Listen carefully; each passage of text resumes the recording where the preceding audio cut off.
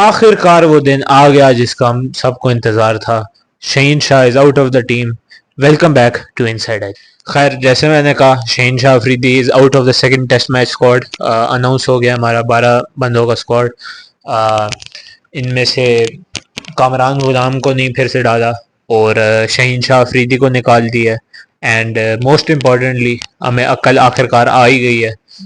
جلنے کے بعد ہی عقل آئی کہ ہم نے ابرار کو واپس ڈال دیا ہے اور موسٹ لائکلی ابرار ول پلے سیکنڈ ٹیسٹ میچ. لیکن کل کا ٹیسٹ میچ بھی پروبیبلی تھوڑا ڈیلیڈ سٹارٹ ہوگا. ابھی پنڈی میں پھر بارش ہو رہی ہے اور کافی دیر بارش ہوتی رہی ہے.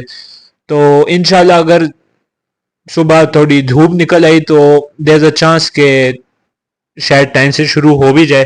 لیکن پروبیبلی تھوڑا ڈیلیڈ سٹارٹ ہوگا. 11 ساڑھے 11 تک شروع ہو جانا چاہیے. لیکن اس میں آپ کو یہ بھی اکاؤنٹ میں لینا پڑے گا کہ جو پچ سٹاف ہے جو گراؤنڈ سٹاف ہے وہ پاکستانی ہے. تو انہوں نے تو ایکسٹرا 2-3 گھنٹے لگانے ہی لگانے ہیں. تو ایکسپیکٹ کہ کل بھی لنچ کے بعد ہی میچ شروع ہوگا. خیر شہین کے نکلنے سے آبویسلی اگر آپ پیپر پہ دیکھیں تو ایک بہت بڑا لاس ہے کیونکہ شہین ہمارے پورے بالنگ اٹیک میں سے سب سے زیادہ ایکسپیرینس بالر تھا. لیکن جو بھی بندہ پچھلے 1-2 سال سے پاکستان کی ٹیسٹ کرکٹ کو دیکھ رہا ہے نا تو اس کو یہ پتہ ہے کہ شہین شاہ افریدی پاکستان کی ٹیسٹ بالنگ کا ویک لنک ہے تھا. اور اس کی پرفارمنسز بھی سلولی ڈپ ہو رہی تھیں. جیسے میں پیچھے بھی مینشن کرتا آ رہا ہوں کہ اس کی سوئنگ بھی نہیں رہی, لائن لینتھ بھی اس کی کوئی اتنی اچھی نہیں تھی اور بار بار ہم اس کو نیو بال دیے جا رہے تھے based on his reputation alone. لیکن آفٹر آل اب ٹیم تو کھلاڑی سے بڑی ہوتی ہے نا تو اس کو نکالنا بنتا تھا. And I think it is the correct move by our management. خیر یہ بالنگ بھی کنسسٹنٹلی 131 سے 135 ٹاپس تک کرا جائے, درمیان میں کوئی پورے جسم کا زور لگائے تو 140 تک چلی جاتی ہے, ورنہ وہ بھی ویری ریئر ہے.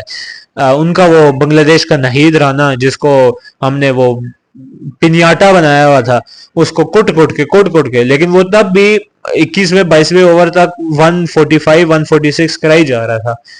لیکن اب ڈفرنس نہید اور شہین شاہ افریدی کا یہی ہے کہ شہین شاہ افریدی کی باڈی پہ ویئر اینڈ ٹیئر بہت آ گیا کیونکہ ہم نے اس کو بہت برا مینیج کیا ہے while Naheed Rana is just starting.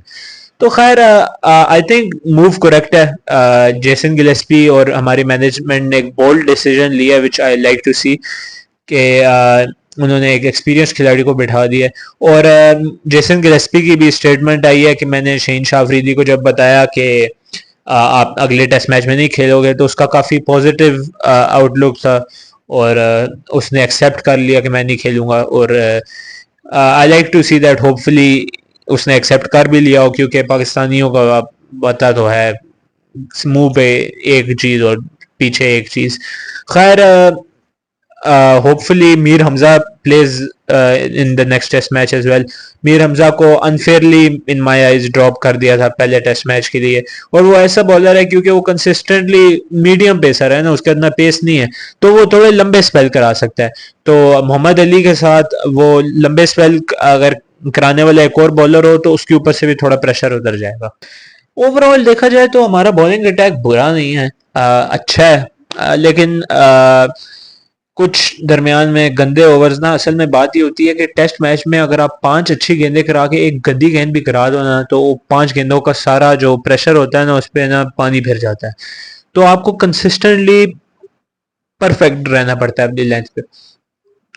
تو یہ ایک چیز ہے جو پاکستان کی ٹیم میں تھوڑی لیکنگ ہے. محمد علی اور نسیم شاہ پھر بھی اپنی لائن لینس پہ اچھا کنٹرول رکھ لیتے ہیں لیکن خرم شہزاد کا یہ تھوڑا مسئلہ ہے, درمیان میں 3-4 اچھی بالنگ کرا جاتا ہے لیکن اس کا مین مسئلہ یہ ہے کہ وہ کنسسٹنٹلی اچھی بال نہیں کرا پا رہا ہوتا اور درمیان میں وہ بری بالنگ کرا دیتا ہے جس پہ چوکا لگ جاتا ہے اور سارا پریشر ہٹ جاتا ہے بیٹسمین کے اوپر سے اور اس کی وجہ سے اس کو رن بھی تھوڑے پڑ جاتے ہیں. ابرار کا تو سسٹم ہی یہ ہے کہ وہ 30-35 رن کھائے گا لیکن وکٹ نکال لے گا. اور اس کی وہ ایک مسٹری بھی ہے. اب یہ نہیں پتا اس کی مسٹری فگر آؤٹ ہوئی ہے یا نہیں, لیکن ہی از اے کیپیبل بالر.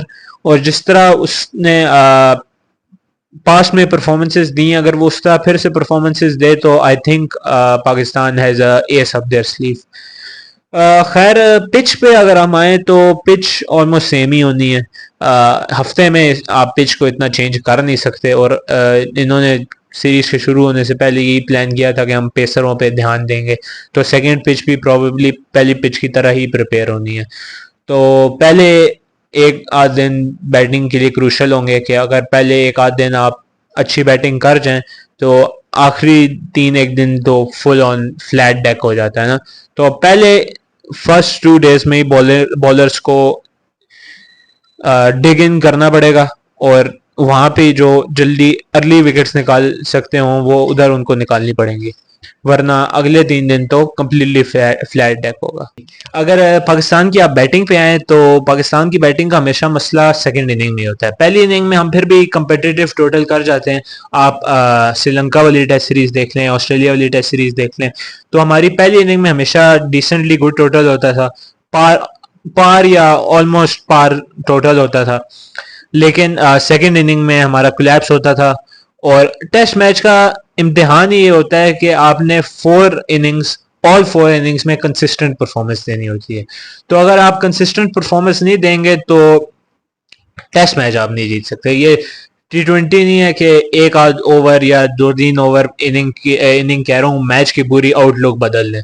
تو پاکستان کو سیکنڈ اننگ میں بہتر ہونا پڑے گا, خاص طور پہ جس طرح پہلی ٹیسٹ میچ میں the pitch got flatter as time went on نا, تو آپ کو سیکنڈ اننگ میں مطلب بہتر پرفارم کرنا چاہیے تھا rather than the first inning. خیر اس میں بنگلہ دیشی بالرز کو بھی کریڈٹ جاتا ہے, انہوں نے اچھی بالنگ کرائی, لیکن Pakistan batting needs to be better. اگر بیٹنگ پہ چینجز پہ آئیں تو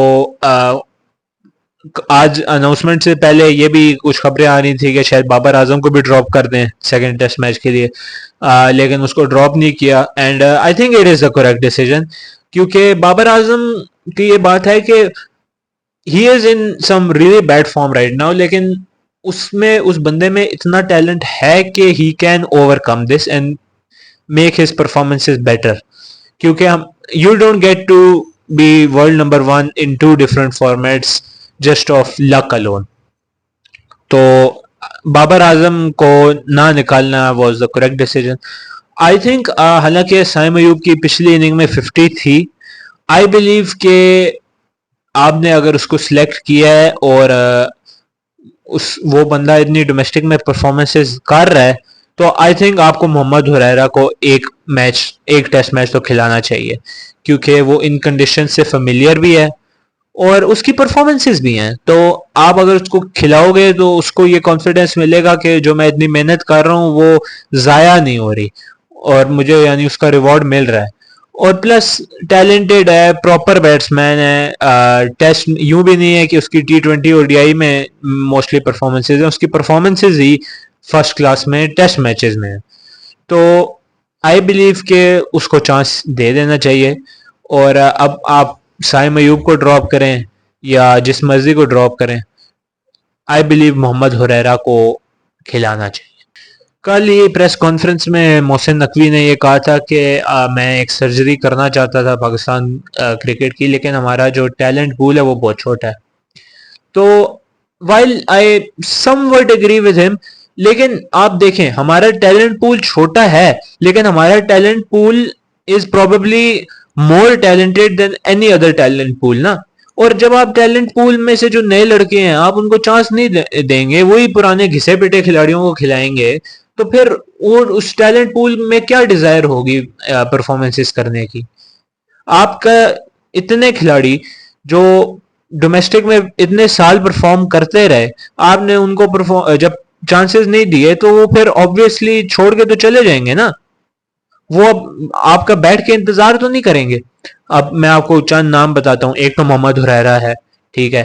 حسیب اللہ خان ہے, حسیب اللہ خان کافی عرصے سے ڈومیسٹک میں پرفارم کر رہا ہے, اس کو صرف ابھی تک ایک T20 کھیلنے کو ملا ہے, وہ خیر پہلی یعنی ڈک بھی آؤٹ ہو گیا تھا, لیکن اٹ واز فرسٹ T20 اور آپ نے اس کو ڈائریکٹ نیوزی لینڈ کی بالنگ کے آگے چڑھا دیا. دوسرا عبد الفصیح ہے راول پنڈی کا اوپنر لیفٹ ہینڈڈ, وہ بھی اس کی بھی کافی ڈومیسٹک میں اچھی پرفارمنسز ہیں. مہران ممتاز ہے, مہران ممتاز کی تو چلو پچھلے سال 2 سال میں پرفارمنس ہے. مبصر خان ہے, وہ بندہ 4 سالوں سے پرفارم کر رہا ہے, اس کو ایک دفعہ بھی ٹیم کے وہ قریب بھی نہیں آیا, اس کو بس ایمرجنگ ٹیم میں ڈال دیتے ہیں کہ چل بس اس پہ تو خوش رہ. اب میں کچھ ایسے کھلاڑیوں کے نام بتاتا ہوں جو جن کے پرائمز گزر گئی ہیں اور ہم نے ان کو چانس نہیں دی ہے. طیب طاہر, ہاں طیب طاہر کا آپ یہ کہہ سکتے ہیں کہ اس نے صحیح کبھی اتنا پراپر پیس کھیلا نہیں, اتنا یعنی 145 150, لیکن آپ اس کو چانس دے تو صحیح نا. اگر وہ پرفارم نہ کرے تو پھر آپ بات کریں. عثمان صلاح الدین نے ٹوٹل کوئی 2 یا 3 ٹیسٹ میچ کھیلے ہیں, اس کے فرسٹ کلاس میں 10,000 15,000 رن ہیں. فواد عالم کا بھی 2009 یا 2010 کے بعد وہ 2018 یا 19 میں آ کے کھیلا تھا. 6-7 سال وہ فرسٹ کلاس میں پرفارم کرتا تھا, تب اس کے بعد اس کو سیکنڈ چانس ملا تھا. تو آپ کا ٹیلنٹ پول ہے, لیکن آپ کو اس ٹیلنٹ پول کا استعمال صحیح کرنا آنا چاہیے. اب محسن نقوی یہ ایک چیز اچھی کر رہا ہے کہ وہ بہت سارے نا ٹورنامنٹس کر رہا ہے جن سے ایکسپوجر ملے گا ان ینگ لڑکوں کو. جس طرح ابھی وہ ایک چیمپئنز کپ شروع ہو رہا ہے جس میں سارے کچھ پرانے کھلاڑیوں کو ٹیمیں دے دی ہیں, ان کو مینٹرز بنا دیے ان کا, اور ان کو کہا ہے کہ آپ نے اس ٹیم کو مینج کرنا ہے. تو انیشیٹوز اچھے لے رہا ہے محسن نقوی, لیکن ان انیشیٹوز کو پازیٹیو سکسیس میں ٹرن کرنے کے لیے اس کو اور کام کرنا پڑے گا. خیر اب کل سے سیکنڈ ٹیسٹ میچ شروع ہو رہا ہے, پاکستان کی ٹیم کو میری طرف سے بیسٹ وشز. ہوپ فلی پہلے ٹیسٹ میچ والی پھر حرکتیں یہ نہ کریں, لیکن پاکستان ہے, انہوں نے کچھ نہ کچھ تو پٹھا سیدھا کام کرنا ہی ہوتا ہے. خیر انشاءاللہ اس ٹیسٹ میچ میں ہماری پرفارمنس پہلے ٹیسٹ میچ سے بہتر ہوگی. تو خیر دیکھتے ہیں, آپ سے انشاءاللہ کل ملاقات ہوگی ڈے 1 کے ریویو میں. اور آپ اپنا خیال رکھیں, ویڈیو کو لائک کریں, سبسکرائب کریں, آگے شیئر کریں, اپنا کامنٹس میں فیڈ بیک دیں, اور میری طرف سے آپ کو اللہ حافظ.